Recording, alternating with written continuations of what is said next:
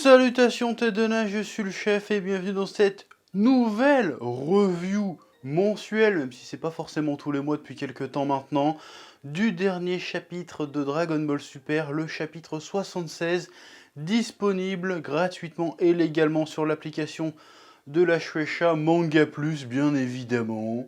Bon, aujourd'hui, petite review, parce qu'en fait, il va falloir qu'il se passe quelque chose d'assez exceptionnel sur cette chaîne. Je vais admettre que je me suis trompé, que j'ai fait erreur. Calme-toi, ne panique pas, tout va bien, c'est pas grave. Je vais t'expliquer en quoi j'ai fait une erreur, en quoi j'ai même fait deux petites erreurs, parce qu'il y a deux choses que j'avais mal compris, et que j'ai compris avec ce chapitre. Une que j'avais mal compris dans ce chapitre, et une que j'ai compris avec ce chapitre. On va y revenir tranquillement. Calme-toi, oui. Donc, comme je suis en train de te dire, j'ai mal compris au moins deux choses. La première n'est pas grave du tout, mais on va en parler quand même. Et la seconde, n'est pas spécialement grave non plus, mais en tout cas beaucoup plus importante, d'autant plus que c'est un truc que personne n'avait compris. En fait, personne ne l'avait compris, mais moi je dis que je ne l'ai pas compris. C'est ça la différence. Oui monsieur, ou madame. La première chose, c'est que le chapitre est sorti lundi soir à 17 h, et donc je l'ai lu vite fait, quoi, entre deux trucs que j'étais en train de faire. Je dis, oh, il y a le chapitre Dragon Ball, allons jeter un œil. Parce qu'à la base, moi j'avais abandonné l'idée de faire des reviews à chaque fois. Je me suis dit, bon, on verra bien. Donc je l'ai lu assez vite, de manière assez fugace. Et je me suis dit, tiens, ça fait longtemps que j'ai pas tweeté une connerie. Vas-y, on va tweeter un peu notre première impression. Et la première impression a été en deux temps. Premier temps, j'ai dit, bon, numéro 1 de ma première impression, moment oracle. On va y revenir, parce qu'il y a eu un vrai moment oracle dans ce chapitre, on en reparlera. Et deuxièmement, je fais, tiens, le comportement de Goku, il est bizarre quand même. Depuis quand il réclame des 2v1, Goku? Ah, je trouvais que le fait de réclamer des 2v1, c'était un petit peu out of character, comme disent les anglo-saxons. Je veux dire, c'est pas trop Goku de faire ça. Parce que c'est ça que j'avais compris du chapitre, des événements du chapitre à ce moment-là. Je vais y revenir. Parce qu'on est d'accord que, communément dans Dragon Ball, Goku, il accepte de se battre en 2v1 ou plus, uniquement en cas d'ultime recours face à une menace qu'il faut absolument réduire à néant, si tu veux, qu'il faut absolument stopper. Donc on l'a déjà vu dans plein de moments. Quand il se bat contre Jiren, finalement, s'il se salit pas avec Freezer pour niquer Jiren, finalement, l'univers disparaît, si tu veux. S'il s'allie pas avec Vegeta pour affronter Boo à un moment donné, pareil, l'univers disparaît. Donc c'est ce genre de trucs. Quand il se bat à deux avec Piccolo contre Raditz, parce qu'en fait, Raditz, il a son gamin, et qu'en plus, il veut plus ou moins détruire la Terre. Donc c'est chaud, en fait. Donc là, oui. Donc c'est pour ça que quand tu vois Granola, explique-moi en quoi Granola est une réelle menace en réalité. Donc c'est pour ça que je n'ai pas compris, parce qu'on est bien d'accord qu'à la base, Goku et Vegeta arrivent sur la planète des Céraliens là, pour se battre avec Granola, mais dans un esprit plus ou moins sportif. Eux, ils viennent là pour tester leur puissance, ils viennent pas là pour sauver le monde ou quoi que ce soit, parce qu'au bout de 5 minutes, ils ont bien compris que les Hitters s'étaient foutus de leur gueule. Donc c'est un combat sans enjeu, en réalité. C'est pour ça que je trouve la réaction de Goku... si il avait vraiment voulu absolument anéantir Granola, en se mettant en 2v1 contre Granola, et donc renier ses principes un petit peu de guerrier Saiyan, fier, tout ce que tu veux, esprit Coubertin, tout ça, pour anéantir Granola, alors que Granola ne représente finalement pas une menace réelle, en fait. Donc je trouvais ça hors de propos, je trouvais ça incohérent. Sauf que c'est pas ce que Goku a dit dans le chapitre. C'est ça le problème, j'avais mal compris la volonté de Goku dans le chapitre. Et pourquoi j'ai mal compris la volonté de Goku dans le chapitre? Parce que, déjà, j'ai lu assez vite. Et en plus, parce que, en fait, c'était en anglais. Donc du coup, forcément, je parle pas méga bien anglais. Je sais pas si t'as déjà remarqué ma prononciation. Je le comprends, mais ça va. Mais quand tu lis un truc de manière fugace, et qu'en plus, c'est pas ta langue maternelle, il se peut que de temps en temps, hein, ça arrive, il y a des éléments qui sont mal interprétés. Ça arrive. Ah, ça m'apprendra à respecter la loi et à pas regarder Scantrad. Voilà. Ah voilà, peut-être. Or, peut-être que j'ai fait une faute d'interprétation, mais moralement, je reste supérieur, monsieur. Oui, tout à fait, oui. Évidemment, je plaisante, la morale n'a rien à voir là-dedans. Oui, hein, on sait jamais, parce que des fois... comme toi. Et attention, j'ai jamais gueulé, comme certains prétendaient, du fait que Goku essaye de sauver Vegeta. Non, ça c'est normal, Goku essaye de sauver ses potes, c'est logique, j'ai pas gueulé là-dessus, c'est juste que juste après, j'ai eu l'impression, la première fois que j'ai lu le truc, qu'il proposait de faire un 2v1 à Vegeta. J'ai fait, non mais qu'est-ce que tu racontes? C'est ça, parce que quand je le dis, il n'y avait pas de menace suffisamment vraiment tangible et d'importance et d'envergure pour que ça y est, tout d'un coup le combat devenait vraiment sérieux. C'était bizarre. Et si ça avait été vraiment le cas, j'aurais eu raison. Sauf que j'ai mal compris la situation. Voilà. Bon, maintenant on va pouvoir passer à autre chose. C'est pas grave. Oui. Et d'ailleurs, ça rappelle l'importance de toujours relire plusieurs fois un chapitre avant d'émettre une review. Bon là, j'ai pas émis de review avant de lire plusieurs fois le chapitre. J'ai fait une petite première impression vite fait sur Twitter. Bon voilà.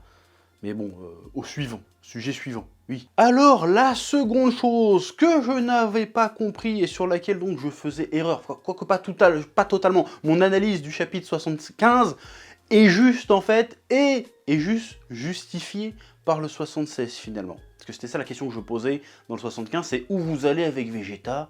Je comprends pas. Donc là, ce que je vais dire, je vais m'adresser un peu plus ou moins directement à Toyotaro et à Toriyama. Effectivement, je n'avais pas compris où vous vouliez aller avec le développement de Vegeta dans cet arc, et notamment avec sa nouvelle transformation, et le côté, vas-y, en fait, je redeviens le Vegeta, c'est-à-dire que le personnage régresse, pour redevenir le personnage qu'il était au début, quand il était vraiment impliqué dans Dragon Ball Z, dans la période Dragon Ball Z, c'est-à-dire il est redevenu le Vegeta qu'on a connu à l'Arc Cell finalement. Alors je dis pas qu'on a connu Vegeta à l'Arc Cell, on l'a rencontré avant, mais là c'était vraiment le Vegeta de l'Arc Cell, on était vraiment là-dessus, quoi. Et du coup, après tout le développement de Vegeta qu'on a eu depuis l'Arc Cell, le voir revenir à ça en 2 coups de cuillère à peau, c'est normal que ça interpelle. On se dit quoi? Qu'est-ce qui se passe? Est-ce que là on ferait pas un peu un hors-sujet? Est-ce qu'on sortirait pas un peu du personnage? Est-ce que ça serait pas un peu une trahison de tout ce qui a été fait jusqu'ici avec Vegeta?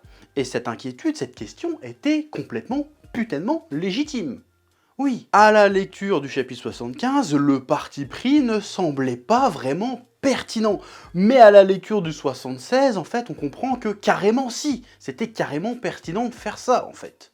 Oui. Et le truc assez incroyable, c'est que personne l'avait vu venir, en fait, ce truc-là. Parce que, bon, je sais qu'il y a plein de médiocres qui me traitent tout le temps de rageux, anti-DBS ou je sais pas quoi, qui vont faire « Nous, on avait kiffé le chapitre, alors, tu vois, nanana. » Oui, vous avez kiffé le chapitre, certes, mais vous avez kiffé le chapitre parce qu'il y avait une grosse transformation et de la grosse bagarre. Vous n'avez pas kiffé le chapitre parce qu'il y a un vrai développement de Vegeta. Parce que si tu t'intéressais réellement au développement de Vegeta, t'aurais vu qu'il y avait un truc qui déconnait avec ce qu'ils étaient en train de faire dans le 75. Que ça sonnait pas vrai, que ça sonnait un petit peu hors de propos par rapport à ce qui se passait.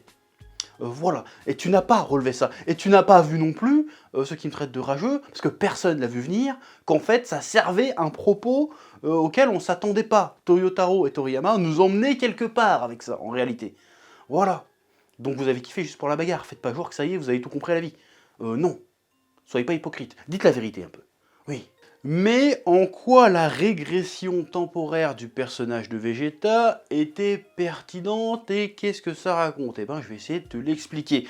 En fait, pour comprendre ça, il faut revenir un peu à comment Vegeta a été introduit dans le début de cet arc, le développement qu'on a essayé d'aborder avec Vegeta au début de cet arc, hein. Notamment la scène où il discute avec Beerus et Beerus lui fait « Oui, Vegeta, t'as beaucoup de puissance et t'as beaucoup de potentiel, mais le truc qui te freine, qui te bride, qui t'empêche de te libérer, c'est que tu n'arrives pas à te détacher de ton ancienne vie. Tu vis encore avec la culpabilité de ton ancienne vie de Saiyan sanguinaire. » Et lui dit, pour devenir plus puissant, il faut que tu parviennes à te détacher de cette culpabilité. Et du coup, Vegeta, quand il arrive sur la planète des céréaliens pour se friter avec Granola, il fait, bon d'accord, alors je vais essayer de me libérer comment dire, de ma culpabilité de Saiyan, et il se transforme. Il utilise sa nouvelle transformation, là, l'Ultra Ego, bon, le nom est toujours éclaté, mais c'est pas grave. Et en fait, la première chose qu'il dit, et c'est ça qui a perturbé pas mal de gens, c'est ouais, super, là cette fois-ci, j'ai rien à protéger, je m'en fous de cette planète, du coup je vais pouvoir me lâcher et libérer ma puissance. Ce qui était, je suis désolé encore une fois je le répète, ce qui était un petit peu contradictoire avec le développement qu'on a eu avec Vegeta jusqu'à présent. Et j'en ai déjà parlé dans la review précédente. C'est-à-dire que, normalement, ce qui rend Vegeta plus fort, ce qui le rend plus heureux, ce qui le rend plus entier, c'est justement d'avoir des raisons de se battre, d'avoir des choses à protéger, d'avoir un foyer à protéger, d'avoir une famille. Et tout d'un coup, il te sort, non mais en fait, je veux plus de ça, et je vais redevenir moi-même et tout niquer. Ce n'était pas très cohérent, ce n'était pas très logique. Mais là, ça l'était. Ça l'était parce que ce que je n'avais pas capté, et ce que personne n'avait capté, c'est qu'en réalité, Vegeta était en train de jouer la comédie. Oui, Vegeta a effectivement essayé de dépasser sa culpabilité, mais il ne l'a pas fait en abandonnant tout ce qu'il avait construit, tout ce qu'il était devenu en tant que personne. Non, il a essayé de se débarrasser de sa culpabilité, de dépasser sa culpabilité, en essayant de débarrasser Granola de sa rancœur. En fait, il a essayé de sauver Granola, en fait. En fait, Vegeta, depuis le départ, il s'est reconnu dans Granola. Et quand il s'est transformé en Ultra Ego et qu'il a fait mine de redevenir le Vegeta d'avant, en fait, il s'est servi de ça pour montrer à Granola que la voie qu'il était en train de choisir, c'est-à-dire la vengeance un petit peu aveugle et haineuse, bah ça allait le mener à devenir comme Vegeta était avant, en fait. Vegeta est redevenu méchant le temps d'un combat, pour montrer à Granola que ce que Granola est en train de devenir, c'était justement vers quoi la vengeance de Granola était tournée, en fait. Granola était en train de devenir justement ce qu'il haïssait. Oui, quand Vegeta emmène Granola au milieu de la ville avec les petits aliens tout mignons là, qui sont bizarres et qui sont effrayés, Granola fait genre non mais pas la ville, fait ah bon la ville, bah je crois que t'en avais rien à foutre, je crois que tout ce qui comptait c'était la vengeance et tutti quanti, et puis fait d'ailleurs avec tes histoires de vengeance t'as pas l'impression de répéter un peu l'histoire, et ben c'est de ça qu'il s'agit. Il montre à Granola qu'en fait bah, c'est à ça que ça mène et que sa vengeance c'est un peu de la merde, ça va pas le rendre heureux en fait. En gros c'est ça. Oui. Puis tout d'un coup, il y a Granola qui pète un câble, qui est à bout, qui fait bon bah tant pis ma vengeance contre Freezer, vas-y, ok d'accord je vais devenir un monstre, mais quitte à devenir un monstre, je vais crever en t'emportant avec moi si tu veux, comme ça fera 2 monstres sur moins, 2 moins dans l'univers, et au moins voilà, c'est pas grave, je me vengerai plus tard de Freezer en enfer, parce que je veux pas devenir comme toi, et comme je peux plus reculer, et ben je vais faire en sorte qu'on crève tous les deux, comme ça l'histoire s'arrêtera là, j'en peux plus, je sais plus où j'en suis, vas-y je vais tout niquer, c'est ça qui se passe en fait. Que Granola ne supporte pas de comprendre qu'il devient comme Vegeta, en fait. Comme le Vegeta fait semblant d'être devenu le Vegeta d'avant, t'as compris. Oui. Donc Granola a fini par se voir en Vegeta de la même façon que Vegeta s'est vu en Granola. Oui. Et c'est aussi pour ça que Vegeta insiste pour se battre seul face à Granola. Parce que Goku aurait très certainement pu le battre, Granola. Mais Vegeta aurait été le seul à être capable de le sauver, parce que Vegeta le comprend, en fait. Elle est là, la subtilité. Oui. Vegeta se libère de sa culpabilité vis-à-vis de sa vie d'avant, en essayant de soulager Granola de sa rancœur, de le sortir de la voie de la vengeance qu'il a choisie. Et là, tu viens d'écouter tout ce que je viens de dire, et tu te dis, mais attends 2 secondes, là, qu'est-ce qui se passe ? T'es en train de me dire qu'au final, cet arc raconte quelque chose avec un peu de subtilité. Là, normalement, tu commences à hyperventiler, tu paniques, tu dis qu'est-ce qui se passe? Je suis tombé dans la matrice, qu'est-ce qui s'est passé? Et je suis comme toi, je suis choqué, je suis là, merde. Alors celle-là, je l'avais pas vue venir. Oui, bah ce qu'il se passe en fait, pour t'expliquer, c'est que Dragon Ball Super nous a tellement habitués à la médiocrité qu'on ne s'attend même plus à voir des trucs intéressants dedans. On s'y attend plus. Du coup, des fois, on passe complètement à côté, comme ce qui vient de se passer avec cette quelques fournées de chapitres qu'on a eu. Voilà, des fois, on passe à côté. On est tellement plus habitué à attendre quoi que ce soit, que quand on a un truc qui est sous nos yeux, qui est intéressant, bah on le voit même pas. On ne sait même plus le reconnaître. Et même moi, grand oracle cosmique de Dragon Ball devant l'éternel et de la passion, j'en ai prévu des trucs dans ce manga. Notamment un truc qui s'est passé dans le chapitre, on en reparle après.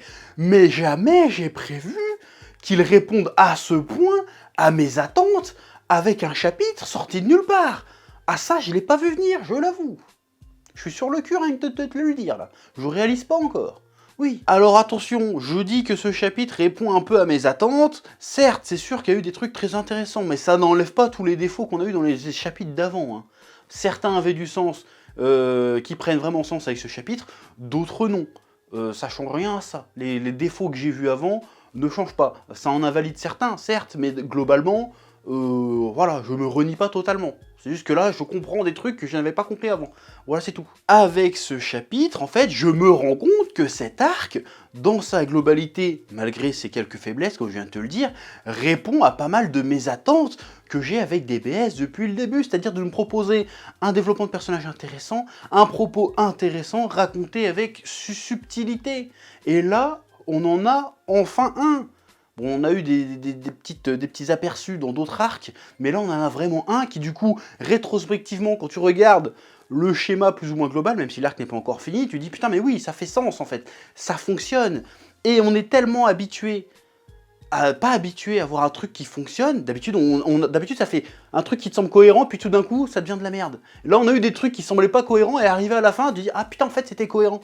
On n'est pas habitué avec ça avec Dragon Ball Super, on n'est pas habitué à ça. Et c'est dramatique, c'est dramatique. Mais moi, je suis très heureux de, pour une fois, allumer ma caméra et dire que j'ai été agréablement surpris. Voilà. Je me suis pris, je ne vais pas dire que je me suis pris une claque, mais je me suis trompé, je suis content de m'être trompé. Le moment où j'arrive et je dis je suis heureux d'avoir fait erreur est enfin arrivé. Espérons que ce ne sera pas la dernière fois. Bordel, parce que là c'est presque beau. Là j'ai presque un nouveau espoir là. Oui. Ceci étant dit, le fait de m'être fait surprendre comme ça met en évidence un problème, le plus gros problème certainement de DBS, j'en ai déjà parlé, c'est le putain de rythme. À la fois le rythme de parution et le rythme du récit. Le problème, c'est qu'ils ne matchent pas les deux ensemble, en fait. C'est-à-dire qu'on a un récit rythmé comme un récit hebdomadaire qui est publié de manière mensuelle.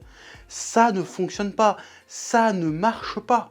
Ça nous nique l'expérience, c'est trop long.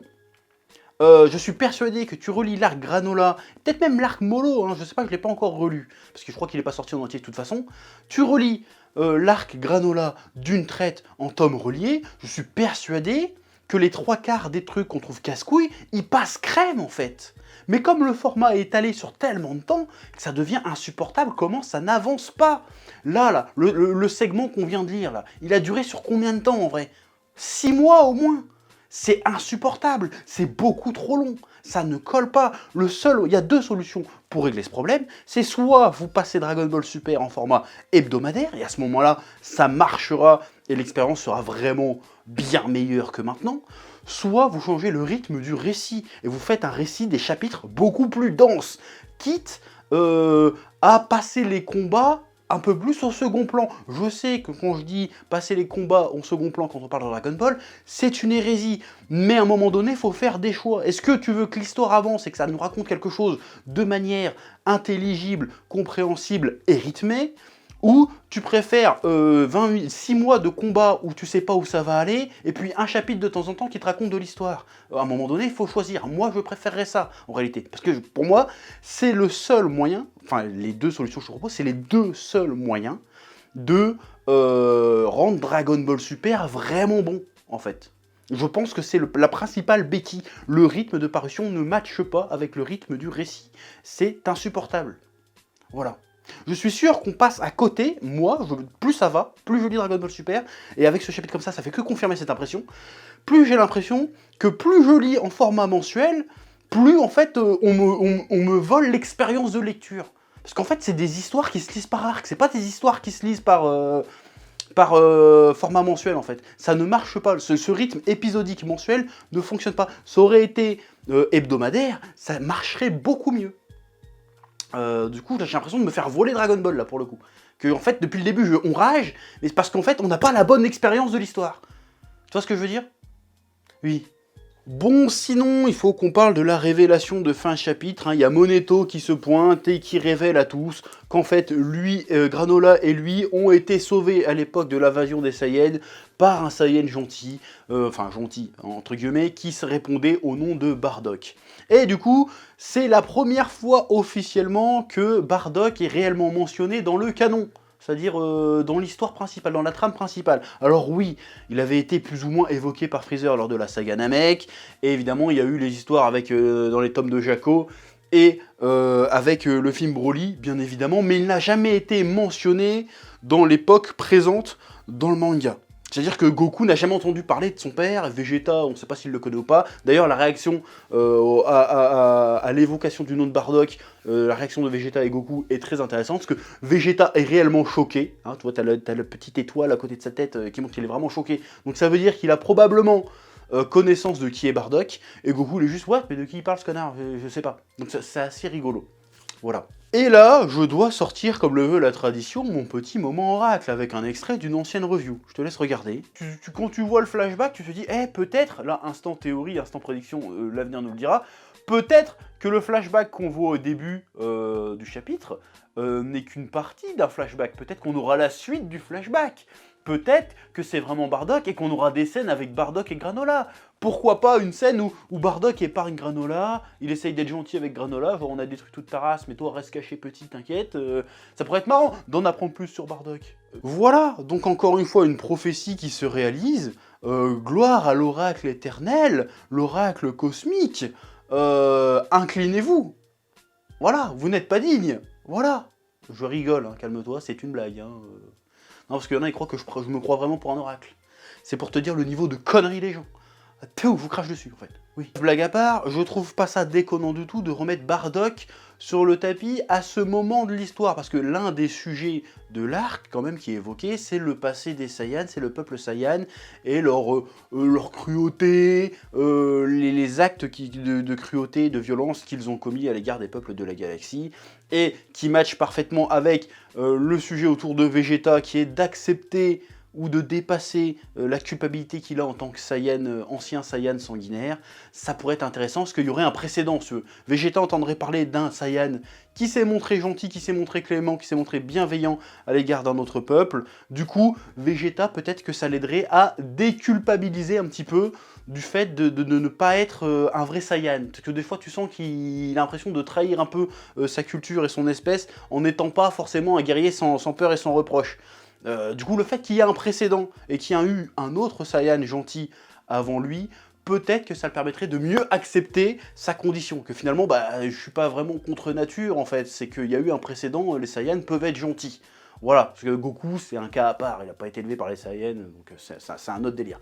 La réaction de Goku va être très intéressante aussi, parce que Goku, c'est un personnage, et c'est un des traits qui le rend vraiment intéressant, le personnage de Goku, c'est un personnage qui s'en bat les couilles de ses origines. Pourquoi? Parce que Goku est un personnage qui s'auto-détermine. Il se définit uniquement par rapport à lui-même. Il se définit pas par rapport à d'où il vient, ou par rapport au monde d'où il vient. Or que Vegeta, lui, se revendique d'une culture, d'un peuple, d'un héritage. C'est aussi une différence entre les deux. Donc ça va être super intéressant de voir comment Goku va réagir si jamais il apprend vraiment plus sur ses origines. Je suis très curieux de voir ça. Et pareil, ça pourrait peut-être même un peu légitimer un peu plus le caractère de Goku, parce que finalement, Goku, on dit qu'à la base, il était méchant, violent, tout ce que tu veux, mais finalement, peut-être qu'il ne fait que ressortir les traits de ses parents, qui finalement n'étaient pas totalement mauvais, eux non plus. Tu vois ce que je veux dire? Oui, dans tous les cas, ça peut être très intéressant. Il faut voir, encore une fois, ce qu'ils vont faire avec ça. Alors par contre, je suis pas spécialement partisan de la théorie qui voudrait que, parce que ça commence déjà à circuler, que en fait, ouais, Bardock est toujours vivant. Bon, je sais que c'est un peu un fantasme de fanboy de voir Bardock rencontrer Goku adulte maintenant, et c'est vrai que ça pourrait être stylé, mais ça poserait tellement de problèmes de continuité et de cohérence que je pense pas qu'ils vont aller vers là. Mais encore une fois, tout est possible avec Dragon Ball Super. Je veux dire, aujourd'hui, j'ai été surpris de voir un propos intéressant et subtil. Donc à partir de là, tout est possible maintenant. Donc je n'ai plus de certitude. Mais pourquoi pas, après tout, on verra bien. Mais de base, comme ça, je trouve pas que, même si l'idée est plaisante, parce que t'es un fanboy, je suis un fanboy au fond, je me dis, c'est peut-être pas le plus pertinent à faire. Oui. Bref, c'est à peu près tout ce que j'ai à dire sur ce chapitre qui m'a surpris à plus d'un titre, qui m'a fait revoir cet arc d'un autre œil, et plus ça va, je le disais il y a un instant de ça, je le disais, j'ai l'impression que Dragon Ball Super, en fait, il va s'apprécier, mais pour l'apprécier, il faut prendre du recul, en fait, et il faut pas avoir le nez dedans. Chapitre par chapitre, il faut avoir une vision d'ensemble. Mais c'est très très dur de garder une vision d'ensemble, vu le rythme de parution, et qui ne matche pas, encore une fois, avec le rythme du récit. N'empêche que malgré ça, je présente mes humbles excuses à Toto et à l'autre Toto, hein, Totoriyama et Toto Yotaro. Pour le coup, vous m'avez eu, vous avez réussi à m'avoir, par un procédé auquel je ne m'attendais pas à être pris. Hein, moi je m'attendais à être pris au sentiment avec du fanservice, truc comme ça. Non, vous m'avez eu par l'écriture. Et le truc que je rêve depuis le début de Dragon Ball Super, vous avez fini par me le faire. Et je l'ai même pas vu venir. Donc là, pour le coup, je m'incline, chapeau bas. Mais déconnez pas. Franchement, là, bon, il y a eu quand même des hauts et des bas dans cet arc, on va pas se mentir. Mais là, vous partez sur un truc très intéressant. Comment vous allez conclure ça? Parce que, encore une fois, la confiance revient, mais j'ai pas confiance, encore une fois. Vous pouvez encore très bien tout péter en 2 chapitres. Je vous connais, donc déconnez pas, tenez le bon bout, comme on dit, et balancez-nous une fin d'arc légendaire, s'il vous plaît. Je veux retrouver le grand Dragon Ball, là. Là, on n'est pas loin, là. Là, il y a quelque chose. Donc, déconnez pas. Voilà. Bon, bref. Sur ce, comme d'habitude, je te laisse le soin de mettre en commentaire ce que t'as pensé de ce chapitre, de cette review, pouce bleu, abonnement, et que la passion te guide. Et Dragon Ball, c'est la vie, et là, je le dis avec le sourire, là. Oui. Voilà, mais faites ça, continuez comme ça, les mecs. Oui. Eh oh, tu vas pas te barrer comme ça, hein? Tu vas laisser un pouce bleu? Un petit pouce bleu, hein? Puis tu regardes aussi les autres vidéos? Parce que voilà, tu t'abonnes? Ouais? Ouais.